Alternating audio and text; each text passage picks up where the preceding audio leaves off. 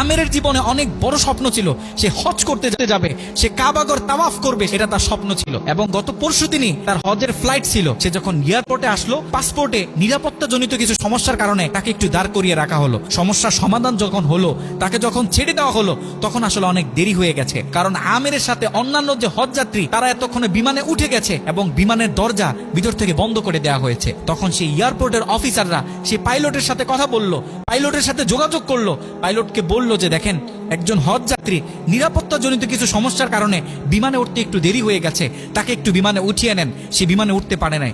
তখন পাইলট স্পষ্ট বলেছে, যেই বিমানের দরজা একবার বন্ধ হয়ে গেছে, সেই বিমানের দরজা দ্বিতীয়বার কারোর জন্য আর খোলা হবে না। কথা বলে পাইলট বিমানটা আকাশে ফ্লাই করলো।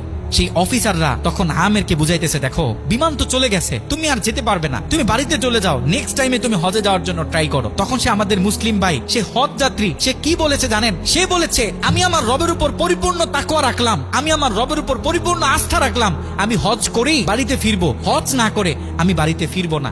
কথা বলে সে এয়ারপোর্টে দাঁড়িয়ে রইল। ঠিক কতক্ষণ পর সেই বিমান থেকে এয়ারপোর্টে মেসেজ করা হলো যে বিমানের ভিতরে যান্ত্রিক সমস্যা দেখা গিয়েছে, খুব ইমার্জেন্সি বিমানটা সেই এয়ারপোর্টে ল্যান্ড করতে হবে। বিমানটা যখন এয়ারপোর্টে ল্যান্ড করা হলো, যান্ত্রিক যে ত্রুটি, এই ত্রুটিগুলো যখন সমস্যা সমাধান করা হচ্ছে, তখন সেই অফিসাররা সেই পাইলটের সাথে কথা বলেছে যে দেখেন, কোনোভাবে এই যাত্রীটা একটু নেওয়া যায় কিনা, সে তো হজ করার উদ্দেশ্যে বাড়ি থেকে বের হয়েছে, সে তো বাড়িতে যেতে চাচ্ছে না, হজ না করে তাকে একটু নিয়ে নেন। তখনও সে পাইলট বলেছে যে না। কথা বলে সে পাইলট আবারও বিমানটা আকাশে ফ্লাই করালো। তখনও সে অফিসাররা আমেরকে গিয়ে বোঝাচ্ছে। আমের তখনও বলতেছে, আমার রবের উপর আমার পূর্ণ আস্থা আছে, আমি তো আমার রবকে চিনি, সে আমাকে হতাশ করবে না, সে আমার মনের আশা রাখবে, আমি হজ করেই বাড়িতে ফিরবো।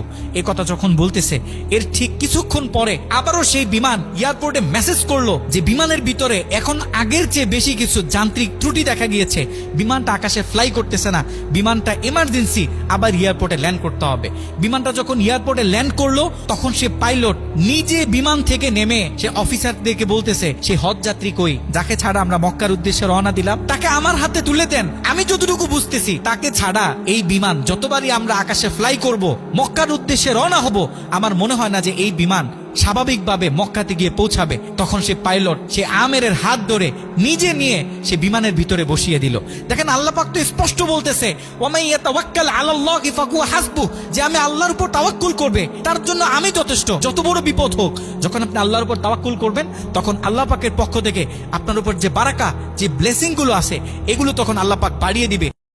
আমেরের জীবনে অনেক বড় স্বপ্ন ছিল, সে হজ করতে যাবে, সে কাবাগর তাওয়াফ করবে, এটা তার স্বপ্ন ছিল। এবং গত পরশুদিনই তার হজের ফ্লাইট ছিল। সে যখন এয়ারপোর্টে আসলো, পাসপোর্টে নিরাপত্তা জনিত কিছু সমস্যার কারণে তাকে একটু দাঁড় করিয়ে রাখা হলো। সমস্যার সমাধান যখন হলো, তাকে যখন ছেড়ে দেওয়া হলো, তখন আসলে অনেক দেরি হয়ে গেছে। কারণ আমেরের সাথে অন্যান্য যে হজ যাত্রী তারা এতক্ষণে বিমানে উঠে গেছে এবং বিমানের দরজা ভিতর থেকে বন্ধ করে দেওয়া হয়েছে। তখন সেই এয়ারপোর্টের অফিসাররা সেই পাইলটের সাথে কথা বলল, পাইলটের সাথে